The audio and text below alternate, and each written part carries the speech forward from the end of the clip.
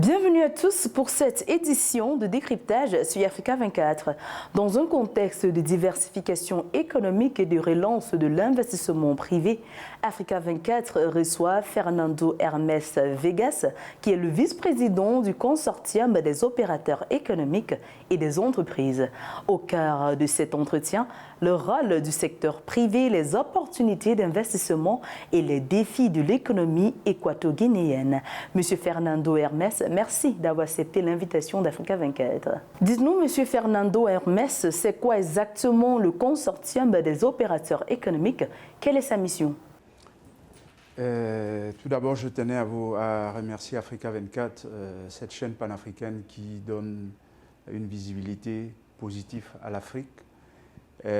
Concernant le consortium d'entreprises, le consortium d'empresas nacionales, comme son nom l'indique, c'est une association d'entrepreneurs équato-guinéens qui regroupe à peu près 70 entreprises dans différents domaines, que ce soit dans le domaine des BTP, le secteur informel, l'agriculture, l'élevage, etc.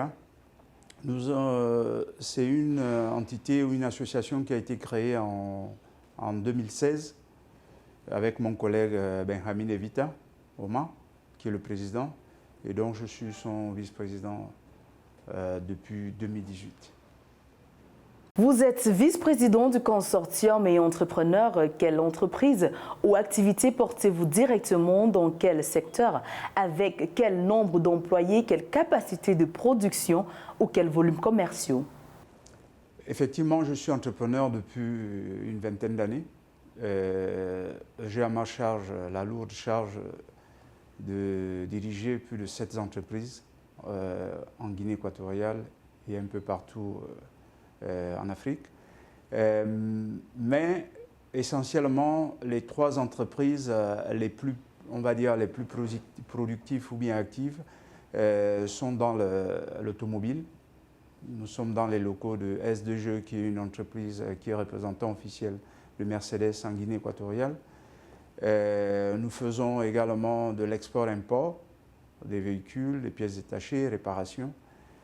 Mais également, je suis à la tête d'une entreprise de maintenance industrielle au niveau des ascenseurs, l'acquisition des équipements,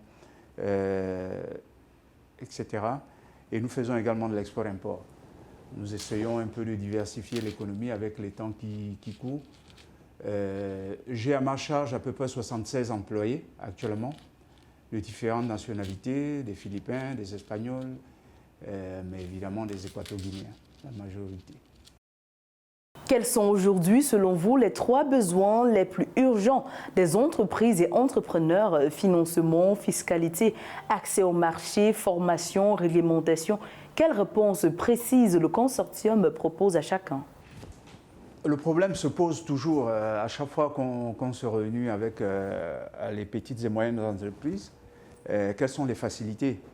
Il faut d'abord reconnaître que le gouvernement de la Guinée équatoriale a mis à disposition des outils qui ont permis ces dernières années au secteur privé national de pouvoir se développer et de pouvoir s'acquérir de plusieurs outils qui peuvent nous permettre de développer dans différents secteurs d'activité.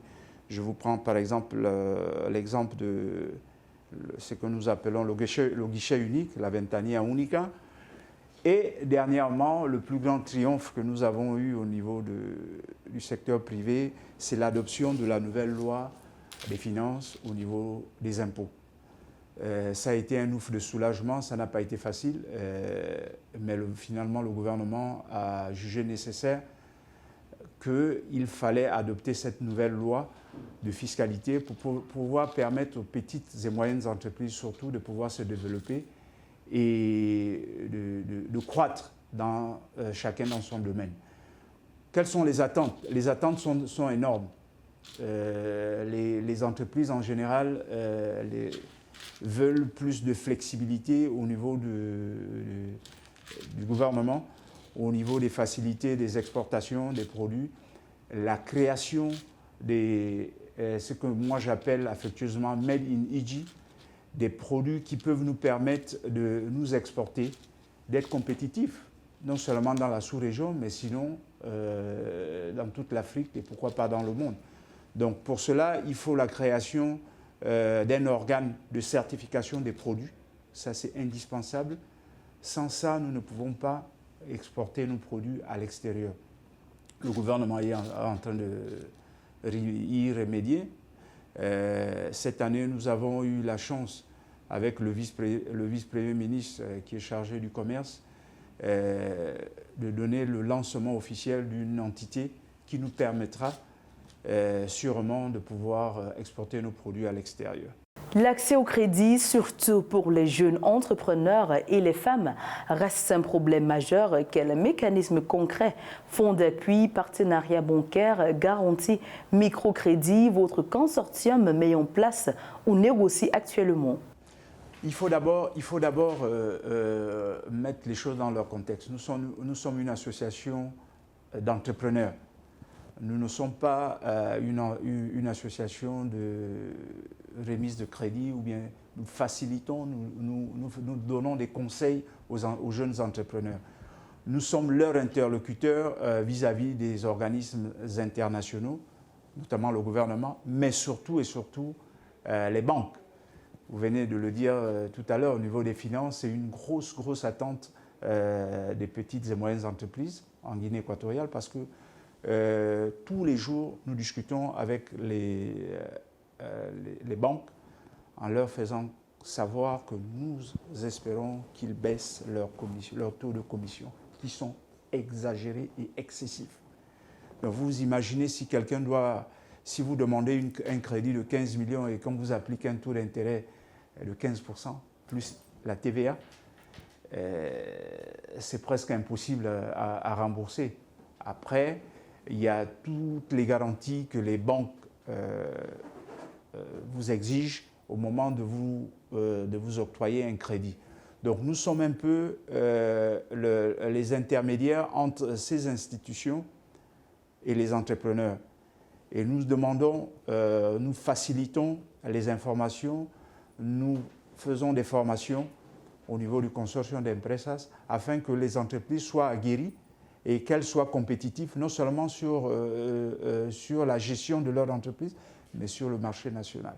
C'est très important.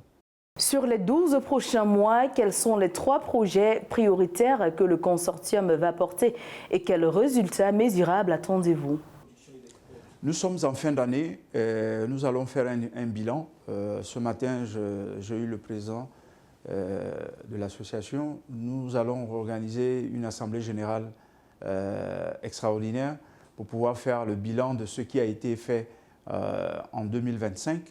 Et les projections sont multiples. Nous avons, dans un premier temps, nous souhaiterons organiser une foire d'entrepreneurs en Guinée équatoriale, une sorte de rencontre entre les entrepreneurs équato-guinéens, non seulement, sinon les entrepreneurs de la sous-région. Nous souhaiterions inviter nos homologues du Cameroun, du Gabon, de la RCA, du Congo, pour qu'ils puissent venir partager leur expérience avec leurs homologues équato-guinéens dans un premier temps et avoir les échanges entre les chambres de commerce des différents pays que je viens de citer pour pouvoir avoir cette facilité et avoir ce que on appelle dans le langage familier la coopération win-win. Pour que les entrepreneurs équato-guinéens ou bien les entreprises équato-guinéennes soient compétitifs au niveau de la sous-région. Les projections seront divulguées après seulement l'Assemblée générale que nous avons prévue cette fin d'année. Quel engagement public prenez-vous aujourd'hui vis-à-vis des entrepreneurs que vous représentez ici? Un engagement unique, concret, mesurable et réalisable. Pour 2026, nous allons je vais demander humblement à mes collègues entrepreneurs d'avoir plus d'union entre nous. C'est très important puisque vous savez très bien que l'union fait la force. Et surtout, pour être compétitif, il faut de la rigueur, il faut de la discipline. Il ne s'agit pas de créer seulement une entreprise, mais il faut se vouer à son entreprise, malgré toutes les difficultés qu'on rencontre au quotidien. il faut écouter ses interlocuteurs, il faut écouter ses employés, il faut être plus discipliné dans la gestion financière. Il ne faut pas confondre ses poches avec l'argent de l'entreprise. Si j'avais une suggestion à leur donner, c'est de nous rassembler tous. Hier, je me voyais nous avons un groupe en commun de plus de 123 membres et je leur disais qu'il est temps pour tous de donner un pas géant parce que le président de la République attend également, le gouvernement attend également des entrepreneurs qu'ils fassent des propositions. Donc les propositions ne peuvent pas venir seulement de l'association d'entrepreneurs. Nous pouvons donner nos propositions, mais il faudrait que ce soit cohérent avec l'ensemble de tous nos collègues. M. Fernando Hermes Vegas a souligné l'importance d'un secteur privé dynamique pour accompagner la diversification économique de la Guinée équatoriale. Entre réformes, partenariats et création de valeurs locales, le consortium des opérateurs économiques entend se positionner comme un acteur clé du développement du pays. Monsieur le vice-président, merci d'avoir répondu aux questions d'Africa 24. Merci à vous, mesdames, messieurs, d'avoir suivi cette édition de décryptage. Retrouvez dans un instant une nouvelle édition d'information sur Africa 24.